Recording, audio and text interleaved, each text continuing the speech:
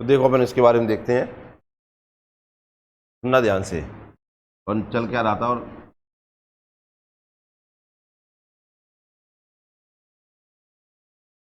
देखिए पढ़ रहे थे अपन उत्तर का विशाल मैदान।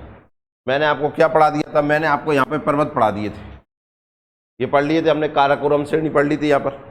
फिर हमने कौन सा श्रेणी, लद्दाख श्रेणी देखी, फिर जास्कर से, फिर पीर पंजाल, और यहाँ हमने देखा हिमालय की 3 श्रेणियों को, ग्रेटर हिमालय, मिडिल हिमालय और शिवालिक। उसके बाद जो नीचे चालू होता है वो हो जाता है क्या, उत्तर के विशाल मैदान। क्या, विशाल मैदान, ठीक है ना। हमने यहाँ पे देखा राजस्थान का मैदान, फिर हमने देखा ये क्या, पंजाब और हरियाणा का मैदान, फिर इसको गंगा का मैदान कहते हैं। पर गंगा के मैदान को 3 भागों में डिवाइड करते हैं, ऊपरी गंगा का मैदान, मध्य गंगा का मैदान, निम्न गंगा का मैदान। फिर एक क्षेत्र यहाँ पर देखते हैं, यहाँ ब्रह्मपुत्र नदी आती है, वो मैदान बनाती है जिसे ब्रह्मपुत्र का मैदान या असम का मैदान कहते हैं। इस मैदान के जस्ट नीचे ये प्रायद्वीपीय पठार आ जाता है। क्या जाता है, प्रायद्वीपीय पठार, ठीक है। और यहाँ पर आ जाता है ये वेस्टर्न घाट और ये ईस्टर्न घाट, पश्चिमी घाट, पूर्वी घाट। तो इसके हिसाब से अगर आपका थोड़ा सा नजरिया सही आ रहा है और थोड़ी ज्योग्राफी अच्छे से आती है तो आप थोड़ा भारत का नक्शा समझ गए होंगे कि कैसे भारत का भौतिक स्वरूप होगा। अगर एक प्लेट पे रख दिया जाए भारत को, ऐसे जो रखा है, हम तो ऐसे पढ़ रहे हैं, ऐसे मैप भी ऐसा लगा है, लेकिन थोड़ा कल्पना करिए कि आप भारत को ऐसे देख रहे हैं। तो देखिए इधर इधर पर्वत हो गए जे उठे हुए, क्योंकि एक वेद हो गए, ये आप जान, ये आपका जो गद्दी है ये खाली जगह है। रिएक्शन अच्छा देते यार, तो देख के संतुष्टि आ रही है। और ये हो गए का पठार, इससे कम उठे हुए हैं पर उठे तो हैं, और ये 2 और उठा लिए मैंने। ये हो गए क्या, ये हो गया एक घाट, एक हो गया एक घाट, पूर्वी घाट, पश्चिमी घाट, ठीक है ना, ये दोनों उठ गए। क्लियर है कि नहीं। अब ये उठा हुआ है, ये उठे हुए हैं, ये बीच वाला खाली था। अब मुझे बताओ ये वाली नदियां भी यहीं आएंगी, ये वाली नदियां भी यहीं आएंगी, भरना चालू करेंगे कि नहीं, भरना चालू करेंगे, और नदियों के साथ मिट्टी आती है, भर देंगी इसको। क्यों, हाँ यहाँ क्या हो गए थे, गड्ढे हो गए थे। गड्ढे कहाँ से होंगे ये भी मैंने आपको बता दिया था, क्योंकि यहाँ पे टिथिस सागर था। क्यों, हाँ 50-50, 60, 100-100, 1-1000 मीटर के, 2-2000 मीटर के गड्ढे थे यहाँ पर। उनमें मलबा जमा चालू होना हुआ, भर गया तो मिट्टी से भर गया, मिट्टी से हो गया तो प्लेन हो गया ना, इसी को हमने कहा मैदान का निर्माण हुआ। क्या का निर्माण, समझ में आए ना। तो हम कह सकते हैं देखो, यहाँ से भारत पूरा उठा हुआ है, यहाँ बीच में से भारत उठा हुआ है, ऐसा डोम जैसा, पठार जैसा, ये खाली स्थान हो गया, नदियों भर दिया, मिट्टी मिट्टी हो गई। इसलिए पूरे भारत में सबसे उपजाऊ भी यही हुआ कि नहीं हुआ, हाँ कि ना, क्लियर हुआ कि नहीं। नदियों का बहाव क्षेत्र, नदियों का बहाव की दिशा कैसी होगी, अब मुझे लगता है आप खुद ही बता सकते हैं। कोई नदी, उत्तर भारत की कोई नदी, अब लगता तो ऐसा है कि जम्मू कश्मीर से नदी निकले और सीधी की सीधी तमिलनाडु और केरल में चली जाए, वो तो नहीं रहा ना। यहाँ उत्तर प्रदेश और पश्चिम बंगाल से होती हुई बंगाल की खाड़ी में गिर जाती हैं, कुछ गुजरात से होती हुई कहाँ अरब सागर में गिर जाती हैं, पर कोई नदी साउथ की ओर तो नहीं जाती है ना। कारण क्या होगा, कोई ना कोई तो रोक के रखा है ना नदियों को। तो आप ये प्रायद्वीपीय जो पठार है वो ही रोक के रखा है ना, क्योंकि ये नदी यहाँ से निकली, ये यहाँ तब जाएगी जब ये भी ढाल होगा, यहाँ पर स्लोप होगा, पर ये तो पहले से ही उठ गया है। तो नदी यहाँ से जाएगी और ये ऐसा उठा है तो ऐसा घूम जाएगी कि नहीं घूम जाएगी। तो अधिकतर नदियाँ आप देख रहे हैं उत्तर प्रदेश, पश्चिम बंगाल, उड़ीसा होते हुए बंगाल की खाड़ी में गिर जाती हैं। उत्तर भारत की अधिकतर नदियाँ बंगाल की खाड़ी में ही गिरती हैं कि नहीं गिरती। अब मुझे लगता है कि थोड़ा सा लोकेशन आपको फिजिकल भौतिक स्वरूप समझ में आ ही गया होगा। कल्पना कर सकते हो कि भारत की दिशा कैसी होगी, दशा कैसी होगी, रटना पड़ेगी। मतलब कोई आपसे पूछे तरह कि उत्तर की नदी निकलती है, एक मान के चलिए एक आपसे व्यक्ति समान रूप से ये पूछता है, अरे हिमालय से नदी निकलता है पर झंकार रह जाता है, साउथ तक या दक्षिण तक क्यों नहीं जाती है, क्या तुम उसे समझ पाओगे कि क्यों नहीं जा पाती है, कैसी स्थिति है भारत की, समझ जाओगे कि नहीं। दूसरा, अगर उसने ये पूछ लिया कि दक्षिण में मैं नदी देखता हूं तो पश्चिम से निकलती है, पूर्व की ओर चली जाती है, बे नीचे काहे नहीं जा रही। भाई आप जानते हैं ये वाली नदियां ऐसी जा रही हैं, ये नदियां ऐसी चली जाती, इधर चली जाती, इधर अरब सागर है, नीचे हिंद महासागर है, इधर बंगाल की खाड़ी है, पर ये नदियां ऐसी जा रही हैं। उसे बता पाओगे क्यों? तो ये नदियां आप जानते इधर चली जाती हैं। ये जो वेस्टर्न घाट है ये उठा हुआ है, हाँ या ना? जो पूर्वी घाट है वो नीचा है, क्योंकि पूरा ये भी पर्वत ही पर्वत था, पर ये कमजोर था। नदियां आई, कमजोर तो नहीं था, मतलब इसकी अपेक्षा में कमजोर मान लीजिए, लेकिन जो उठा है जो नीचा है। अब नदियां आई, पानी टकरा ही रहा है, कछु तो करेगा पानी। हमारे घर में भी अगर पानी छत पे भरा है, भरा ही तो रह जाएगा, कौन तो जाएगा।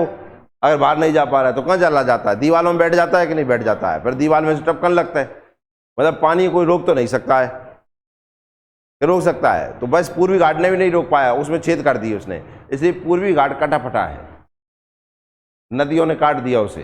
किसने काट दिया? पढ़ाया था आपको ये कि नहीं पढ़ाया था? खाना बोल दो कम से कम, बहुत बढ़िया। तो इस तरीके से ये है। अब हमने जो टॉपिक स्टार्ट किया है, पर्वत तो खत्म कर ही दी हमने, अब हम पढ़ रहे हैं क्या? मैदान। तो मैदान को हमने दो प्रकार में बांटा। कितने प्रकार में? दो प्रकार में बांटा।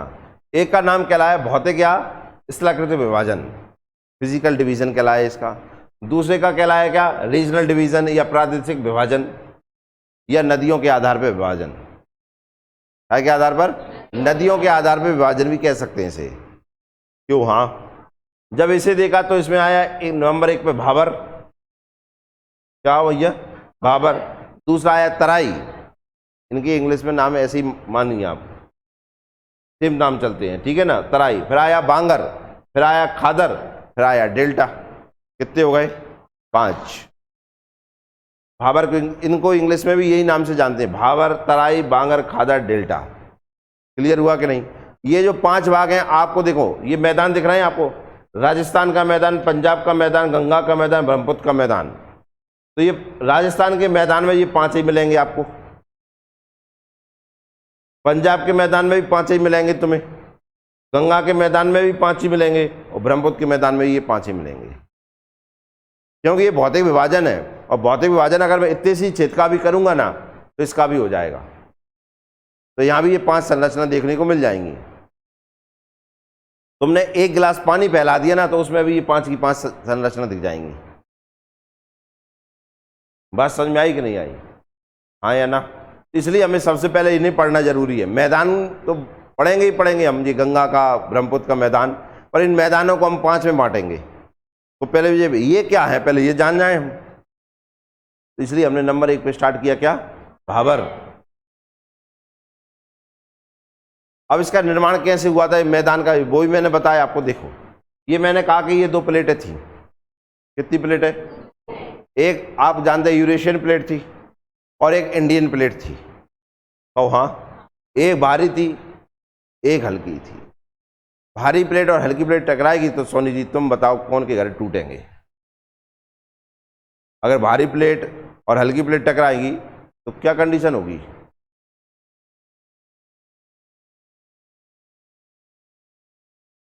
क्या कह रहा है भैया? क्या कह रहा है छोटू जी? हल्की के टूटेंगे?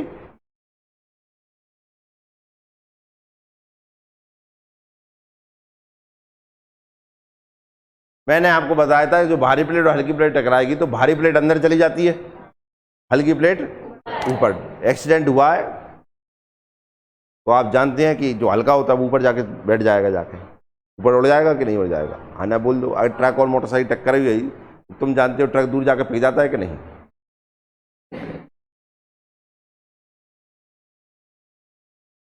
कब फेंकता है? मोटरसाइकिल फेंकती है। क्यों? हल्की है। तो समझ में आया ना? तो हल्का ऊपर फेंक जाता है, तो ये ऊपर प्लेट चढ़ गई। समझ में आया कि नहीं यार? इसका ही विनाश हुआ, इसका नीचे विनाश, इसका ऊपर विनाश हुआ, तो क्या मुड़ गई? ये क्या हो गई? मुड़ गई ऐसी। तो ये बन गए क्या? पर्वत। क्या बने? पर्वत। इस पर्वत को नाम दिया हमने हिमालय, और इस हिमालय के 3 भाग। पहली बार टकराया तो महान हिमालय बना, फिर टकराया तो मध्य हिमालय बना, फिर टकराया तो शिवालिक और अब बनता जा रहा है। अब हुआ क्या? इसकी जगह पे था क्या? तेतीस सागर। कौन सा सागर? तेतीस सागर। कुछ भाग रह गया, अब वो खाली भाग ऐसा गड्ढे के समान था। उसमें क्या हुआ? जो शिवालिक से नदियां निकली वे भी गिरने लगी, और जो वाला पठार था, ये प्रायद्वीपीय पठार आपको बीच में दिख रहा है, इसकी भी नदियां जा कायम करने लगी वह गड्ढा में। क्योंकि नदियां क्या लाती हैं? अवसाद। अवसाद मतलब, अवसाद मतलब मिट्टी, पत्थर। समझ में आया? नदियां में गए हो? नहीं गाओ यार, एक तो तालाब में गाओ। वो तो नदियां आप जाती बहती हैं तो मिट्टी ले जाती है कि नहीं ले जाती? एक बार गड्ढा में गिरने लगी, गड्ढा भरेगा फिर खाली हो, वो भरने लगा। काय से? मिट्टी से। धीरे धीरे करके मिट्टी जमा जमा जमा और बराबर लेवल पे कर दिया उसे पूरा। हाँ या ना? तो इस तरीके से वो उपजाऊ मैदान बन गया कि नहीं? प्लेन मैदान हो गया कि नहीं हो गया? हाँ या ना? तो इस तरीके से निर्माण हुआ काय का? मैदान का। चूंकि ये मैदान भारत के उत्तर में बन रहा था, इस कारण से इसका नाम हुआ क्या? उत्तर का मैदान। और ये बहुत बड़े क्षेत्र में बन रहा था, इस कारण से इसका नाम हुआ उत्तर का विशाल मैदान। बताओ समझ में आ पाओ कि नहीं? तो ये फॉर्मेशन देख लिया हमने, इसका निर्माण कैसे हुआ। इसका मैंने बताया, इसकी लंबाई है 3200 किलोमीटर। अब 3200 किलोमीटर कहाँ से हो जाता है? आप जानते हैं ये नक्शा है भारत का। यहाँ इस तरीके से सिंधु नदी बहती है, तो यहाँ से स्टार्ट हुआ और इधर आती है कौन? तीस्ता और ब्रह्मपुत्र नदी। तो इनके बीच के जो क्षेत्रफल है, इसका नाम, जो क्षेत्र है उसको नाम हुआ क्या? 3200 किलोमीटर। कितना? यहाँ से सिंधु नदी से लेकर ब्रह्मपुत्र नदी तक का क्षेत्र पूरा कितना हो जाता है? उत्तर का विशाल मैदान का जो क्षेत्र है वो कितना है? लंबाई जो है वो कितनी है? 3200। चौड़ाई देखिए कितनी है? 150 से 300 किलोमीटर तक। मतलब इस तरीके से यहां से लेकर यहां तक तो 3200 किलोमीटर हो गया, पर यहां से लेकर यहां तक कितना हो गया? 150 से 300। कहीं 150 है, कहीं 300 है। क्या आपको समझ में आ गया? नहीं आया? इतना समझा दिए थे हम। पढ़ रहे थे क्या? भावर। अब देखो भावर क्या है।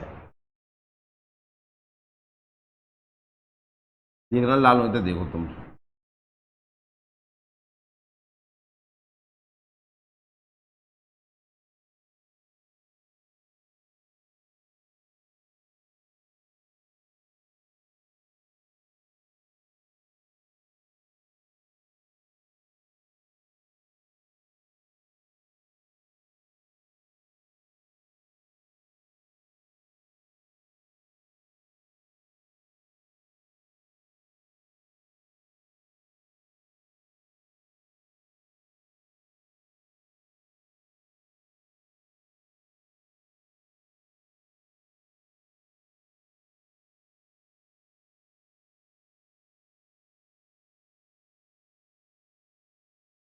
देखो क्या है, सुनो ध्यान से इधर। ये तो हो गया ग्रेटर हिमालय, क्यों? हाँ, ये हो गया मिडिल हिमालय, ये हो गया शिवालिक। क्लियर है? नदियां निकली, बर्फ है तो नदियां निकलेंगी कि नहीं, ये बताओ तुम पहले। बर्फ है तो पिघलेगा, और पिघलेगा तो नदियां। तो ये नदियां निकल रही हैं भाई साहब। अरे यार क्या हो रहा है? कहीं होगा।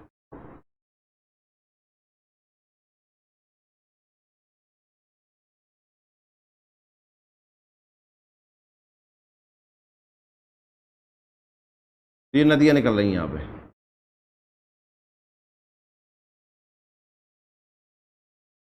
ठीक है ना? अब हुआ क्या? ये नदियां ऊपर से निकल रही हैं, तो इनके साथ देखो, इनकी भाव तो बहुत तेज है कि नहीं है? ऊपर से पानी गिरेगा तो स्लो आता है, कि तुम्हें पता ही है। स्लो आता है पानी ऊपर से गिरे। तेज कैन चाहिए कि स्लो कैन चाहिए? हाँ, तो ध्यान रखें, नींद ना, नहीं तो दुर्घटना हो जाएगी। सुने दोबारा ध्यान से।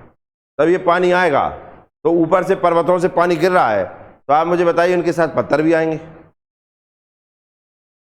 पर्वतों को पे जो पत्थर हैं वो इनके साथ आएंगे, मिट्टी आएगी, रेत आएगी, कंकड़ आएंगे, सोनी जी आएंगे। भी नहीं आ पा रहे, हम कहा आएंगे? हम गए ही नहीं है पर्वत पे। तो बताओ तुम आओगे? काहे? हम भी कहाँ गए हैं? कोई नहीं गाओ। तो पत्थर तो आएंगे। अब देखो पत्थर आ रहे हैं, ऐसी कल्पना करना है कि पानी आ रहा है भयंकर, उबाग सिंगे धड़क के कौन आ रहा है? पत्थर मत्थर दुनिया की चीजें आ ही रही हैं, बड़े बड़े पत्थर, छोटे छोटे पत्थर, रेत मिट्टी सब आ रहा है। अब हुआ क्या कि ये ढाल था ऐसा, ऐसी नदियां आ रही थी, तो सब चले आ रहे थे। अचानक क्या हुआ कि यहाँ विष्णु भगवान लेटे थे, मतलब धरती माता आई थी, तो अचानक नदी यहाँ टकराई और फिर नदी को इधर मुड़ना था। क्यों? हाँ, लेकिन अब नदी ऐसी यहाँ टकराई तो उतना टकराई, और टकराने के बाद जो आगे गई क्या उतना ही ढाल मिलेगा उसे? कल्पना करो, पानी ऐसा गिर रहा है और फिर ऐसे जाना है, तो जितनी स्पीड से ये गिर रहा है और चीजें ला रहा है उतनी स्पीड से आगे ले जाएगा क्या? भाव उसकी जो फ्लो है स्लो पड़ जाएगा कि नहीं? स्लो पड़ जाएगा तो हुआ क्या कि यहाँ पे जो पत्थर बड़े बड़े लाए थे वे यहीं इकट्ठे होने लगेंगे कि नहीं? ऐसे तुमसे पूछना है इकट्ठे होंगे कि नहीं? और बाकी पानी पानी आगे चला जाएगा, छोटे छोटे कंकड़ मिट्टी आगे चले जाएंगे, बड़े बड़े यहीं रह जाएंगे कि नहीं? तो ऐसे जाए इकट्ठे होने लगे। तुम तो जाना बहती जानकारी बता रहे हैं, तुम खुद कल्पना करोगे इन चीजों की। तो ये सब इकट्ठे होने लगे यहाँ पर। अब हुआ क्या, सुनते जाना, नदी गिरी। अब जो हल्की नदी है या जो नदी की पतली धारा है बेतजाम दिखेगी नहीं, पत्थर के नीचे ही चली जाए। भाई पत्थर इतने भयंकर रखे हैं, पानी फैलाओ तो पत्थर के नीचे से ही चलो जाते ना, दूर जाके देते अरे निकल आओ पानी, ऊपर से बह जाते हैं। और जब ज्यादा पानी चला दोगे तो फिर पत्थर ही तक ले जाता है। तो जो छोटी छोटी नदियां थी बेजा में लुप्त हो गई। क्या हो गई इसमें? लुप्त मतलब ये कहा गायब हो गई। क्या हो गई? फिर नदियां दिखी नहीं, भी आगे जाके दिखेंगी, पानी तो बह रहा है ना। समझ में आ रहा है? बहुत बढ़िया। और बड़ी बड़ी नदियां दिख ही रही हैं। वे क्या कर रही हैं? यहाँ पे जमाव कर रही, काय का? बड़े बड़े पत्थरों का, कंकड़ मिट्टी, इनका जमाव कर रही है कि नहीं? क्यों? हाँ। अब मुझे एक चीज और, ये हर चीज का आंसर आपको ही देना है, सोचते जाना। यहाँ पे नदियां लुप्त हो गई छोटी छोटी, कोई दिक्कत? यहाँ कंकड़ पत्थर इकट्ठे हो गए, क्यों? क्योंकि नदी का वेग जो था, नदी का जो फ्लो था एकदम क्या हो गया? कम पड़ गया, इसलिए बड़े बड़े पत्थर यहाँ इकट्ठे होने लगे। कोई दिक्कत है यहाँ? इतना समझ में आ गया? अब मुझे बताओ कि ये खेती हो जाए जहाँ पे, क्यों? पत्थर है। अच्छा फिर भी पेड़ तो हर जगह हो ही जाता है ना, कि नहीं हो जाएगा? अब छोटे छोटे पौधे जो है वे जहाँ पे होंगे तो उनकी जड़ तो यहीं तक जा पाएगी, तो वे तो वैसे ही बह जाएंगे, वे उपाएंगे का जहाँ? यहाँ देखो ऐसे पेड़ होंगे जिनकी जड़ कैसी हो? लंबी हो, इन पत्थरों से नीचे चली जाए वही पेड़ हो पाएंगे कि नहीं? तो इसका मतलब ये तो पता जाए कृषि योग भूमि तो नहीं होगी, क्यों? पौधे होने ही नहीं है यहाँ, मिट्टी यही नहीं है, यहाँ पे पत्थर ही पत्थर है और भाव बहुत तेज है, बह जाएंगे सब। तो यहाँ पेड़ हो सकते हैं, और पेड़ कौन से हो सकते हैं? जिनकी जड़ें कैसी हो? लंबी हो। इतना समझ में आया? अच्छा दूसरा एक मुझे बताओ, इस क्षेत्र को हम कहेंगे क्या? इस क्षेत्र को हम ये कहेंगे कि ये पर्वत है, ये नदियां, नदियां गिर रही हैं, तो नदी के जो पैर हो गए जी, मतलब नदी के पैर नहीं, पर्वतों के पैर हो गए कि नहीं? भाई पर्वत ये है, ये पर्वत का क्या है? एंडिंग पॉइंट है यहाँ पर, तो पर्वत के पैर का ये चोटी कहलाती है, तो ये पैर कहलाए। तो नदी के पैर जो होते हैं इन्हें ज्योग्राफिकल भाषा में गिरिपद कहते हैं। गिरिपद, गिरि मतलब पर्वत और पद मतलब पैर, पर्वतों के पैर, गिरिपद। क्लियर है कि नहीं? तो गिरिपद पे क्या हो रहा है? गिरिपद पे क्या हो रहा है कि जो नदी का फ्लो है वो एकदम स्लो पड़ रहा है। स्लो होने के कारण जो पत्थर हैं बड़े बड़े, छोटे छोटे रेत कंकड़ ये सब इकट्ठे होने लगे। और हाँ, इसी क्षेत्र को हम कहते हैं भावर। क्या कहते हैं इसी को? भावर। अब ये आपसे पूछे भावर बनता कहाँ है, तो आपका केवल एक ही आंसर है, पर्वतों के गिरिपथ पे जो आकृति स्थलाकृति बनती है उसे हम कहते हैं क्या? भावर। भावर क्या होता है? नदी द्वारा लाए गए जो पत्थर कंकड़, बड़े बड़े पत्थर पर कंकड़ मिट्टी जो होती है, वो नदी के भाव एकदम कम पड़ता है, तो पर्वतों के पैर होते हैं, पद होते हैं, वहां पर इकट्ठे होने लगते हैं। इसी को हम क्या कहते हैं? भावर कहते हैं। बताइए समझ में आया कि नहीं? आना बोल दो। ये कृषि योग नहीं होते हैं, यहाँ की वनस्पति होती है वो लंबी जड़ों वाली होती है। और चीज समझ में आई? ये सारी चीजें समझ में आई कि नहीं आई? आना बोल दो। छोटी छोटी नदियां हैं वो इनमें लुप्त हो जाती हैं, पत्थरों के नीचे से बहती हैं, इसलिए ऊपर से दिखती नहीं है। बताओ समझ में आई कि नहीं? हाँ या ना? तो भावर का निर्माण हमेशा कहाँ होगा? कहाँ पर होगा? पर्वतों के नीचे, पैरों के पास में। कहो हाँ। अब मुझे एक बात बताइए ध्यान से, ये भारत देखिए, अब आप दिख गया? आप जानते हैं यहां पे पूरे में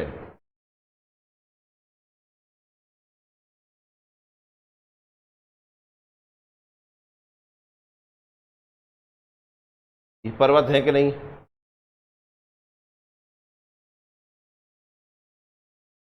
बताओ हाँ कि ना। अगर पर्वत है तो इनसे क्या निकल रही है, नदियां निकल रही हैं कि नहीं, बताइए। इन सबसे नदियां निकल रही हैं ऐसी, ये चलो हाँ ना, ऐसी नदियां निकल रही हैं कि नहीं। अगर नदियां निकल रही हैं तो मुझे बताओ इन नदियों के जे पर्वतों के गिरिपद हो गए। अगर ये गिरिपद हो गए तो यहां पर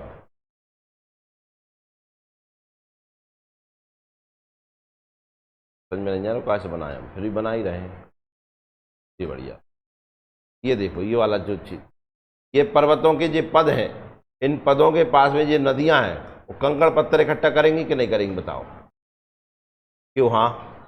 तो इसे हम भावर कह सकते हैं कि नहीं कह सकते, हाँ या ना। तो आप पर्वतों के पास चले जाइए, जो कंकड़ पत्थर वाला क्षेत्र मिलेगा तो समझ जाना क्या हो गया, वो भावर हो गया। भावर समझ में आ गया, क्लियर हुआ कि नहीं। अब तुम एक और देखो, यहाँ भी बाबर, यहाँ भी बाबर, सब जगह बाबर बना के नहीं। मैंने क्या बताया था, ये 5 मिलेंगे ना, अभी हर जगह मिलेंगे, मिल गए ना।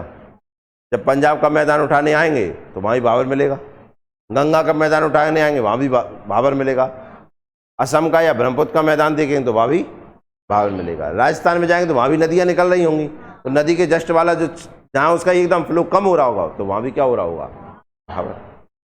बताओ भावर समझ में आया कि नहीं आया, कोई दिक्कत किसी को, पूछ रहे हैं हाँ ना बोल दो। आगे सुनो, अब हुआ क्या, आगे घटनाएं फिर घटी। बड़े बड़े पत्थर तो इकट्ठे हो गए, क्यों हाँ, लेकिन नदी का फ्लो इतना भी कम नहीं हुआ कि नदी मर ही गई। नदी का फ्लो तेज है पर उतना तेज नहीं रहा जितना ऊपर से गिर रही थी, फिर भी पानी बहुत मात्रा में तो फ्लो तो होगा। बड़े बड़े पत्थर इकट्ठे हो गए लेकिन छोटे छोटे पत्थर तो साथ में चलेंगे और मिट्टी साथ में चलेगी, क्यों हाँ। अब उनका क्या हुआ देखो, उनका ये हुआ कि यहाँ इस तरीके से ये इकट्ठे होने लगे हुए, क्योंकि नदी क्या है जब मैदान पे आ रही है, बड़े बड़े जहां छोटे छोटे जहां, इस तरीके से इकट्ठे होने लगे, क्यों वहां बड़े बड़े पत्थर तो यहां हो गए इकट्ठे, आगे जाके छोटे रेत मिट्टी यहां इकट्ठी होने लगी, तो क्या होगा, पानी है मिट्टी है वहां पे कंकड़ है तो दलदल बनेगा कि नहीं, तो ये दलदली क्षेत्र हो गया कि नहीं, क्यों हाँ। इस दलदली क्षेत्र को ही कहते हैं फिर तराई, हम क्या कहते हैं, तराई। तो निर्माण हुआ काय का, तराई क्षेत्र का। भावर के अंक क्या मिला आपको, तराई। क्रम बाई क्रम सब चीजें चल रही हैं, समझ में आया। अब नदियां क्या होंगी देखो, दलदल में नदी आप जानते इकट्ठी तो बहेगी ही नहीं, नहीं तो दलदल ही भेजे कि नहीं। आप जाए तो कम बरसात हो जाती तो कीचड़ इकट्ठी हो जाती है कि नहीं, और तेज हो जाता तो वह कीचड़ भी बह जाता है कि नहीं, हाँ कि ना। अब बात यह है कि तेज बरसात नहीं भाई, फिर भी पानी बरस रहा है तो उस कीचड़ में से ही पानी निकलेगा, पर कीचड़ में से पानी कैसे निकलता, फिर मुंह रास्ता कितने मिलेगा, वो ढलान के साथ चला जाता है कि नहीं। तो यहाँ से क्या होगा कि पानी तो आएगा लेकिन अब जाएगा कैसे, कि मान लो जहाँ से रास्ता मिल गया यहाँ चल देगा, यहाँ रास्ता मिल गया यहाँ चल देगी, यहाँ रास्ता मिलेगा यहाँ, मतलब नदियाँ क्या हो जाती हैं फिर शाखाओं में बंटने चालू हो जाती हैं, काय में शाखाओं में बंटना चालू हो जाती है, तो हाँ समझ में आया कि नहीं आया। बरसात हुई तो क्या हो जाता है कि बाढ़ ले आती है, ऊपर से बहने लगेंगे, क्यों हाँ, फिर समझ में आ रहा है कि नहीं आ रहा। अब इसके कारण जब बाढ़ आएगी तो देखो मिट्टी यहाँ इकट्ठी हो जाएगी, क्यों हाँ। नदी स्लो हो गई तो ऐसी बह जाएगी, बह गई तो फिर मिट्टी यहाँ इकट्ठी हो जाएगी, ये पुरानी मिट्टी इकट्ठी हो गई बाढ़ के कारण से, क्यों हाँ। ये नई मिट्टी इकट्ठी हो गई यहाँ पे, तो दो प्रकार की मिट्टी इकट्ठी हुई बाढ़ के कारण से। बाढ़ आएगी देखो ये नदी बही, बाढ़ आई तो ऐसी बहेगी नदी, ऐसी बहेगी नदी, क्यों हाँ। पहले ऐसी बहने लगी तो मिट्टी इकट्ठी होने लगी, ऐसी इकट्ठी वही तो ये भाग कैसे उठ गए ऊपर, देखते जाना क्या हुआ होगा।